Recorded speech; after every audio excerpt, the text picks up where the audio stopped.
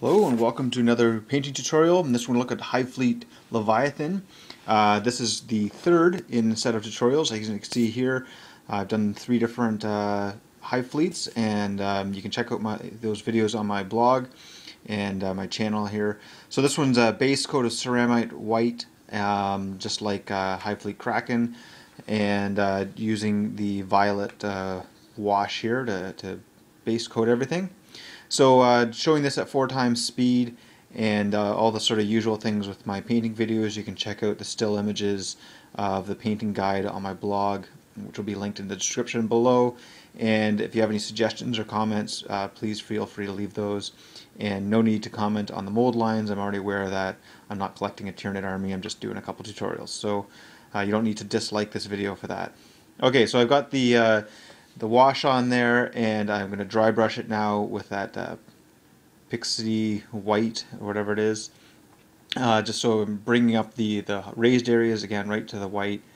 And when I finish this off, I actually think that I probably should have dry brushed this more, or done maybe painted on some of the off-white from some of the major skin areas. Okay, so I'm putting the base coat on all the carapace there, Naggaroth Night, just a dark purple, and trying to stay within the lines, because when you base coat with a white and a wash, it's really hard to touch that up to try to color match that later. So you want to stay within the lines if you're doing this sort of a technique.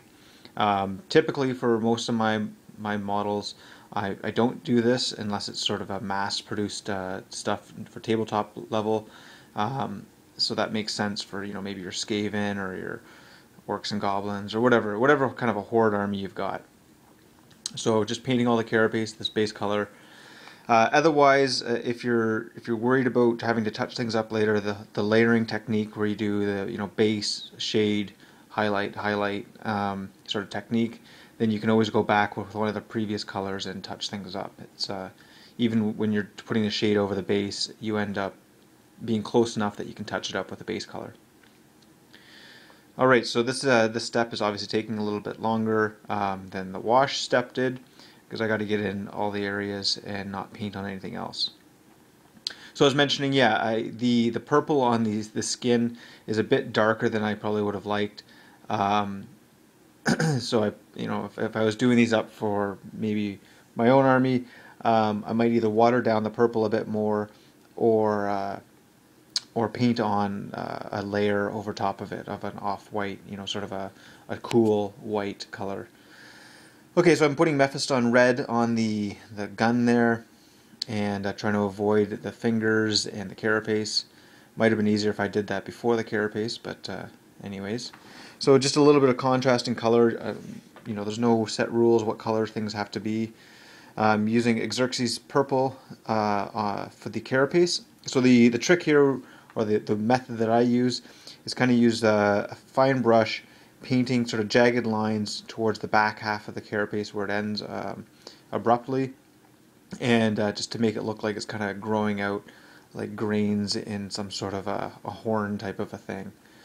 So as if the carapace grows out as the creature gets bigger, and it kind of fades over time.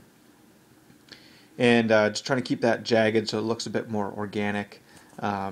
Now I'm using Genestealer Purple, and I'm just going to try to do the top edge of the things. Again, trying to keep it a bit jagged, and you could always go back with a lighter color. If you have the edge colors, you could do that along the very, very edge. That'll help get you some of the extreme highlighting, but for your horde army, you want to be able to do this really quick. And as you can see, I'm just kind of putting it on there fast to give a tabletop level quality that you can recreate on hundreds of these gaunts if you're going to be doing that.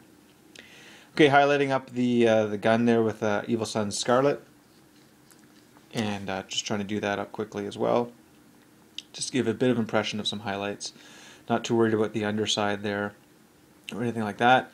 And a little bit of Wild Rider Red, just a couple of the edges, and now I'm doing Screaming Skull on the teeth, just to bring those out, so it's a bit of a warmer white to contrast things a little bit, and doing the eyes with Averland Sunset.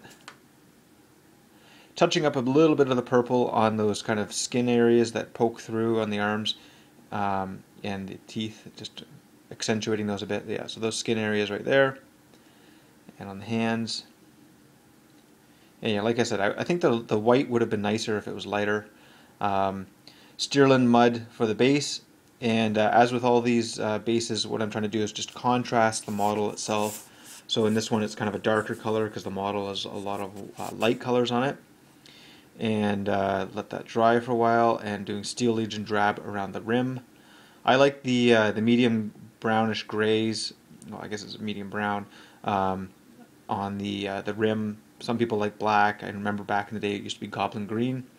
Terminas Stone dry brush, and we're done.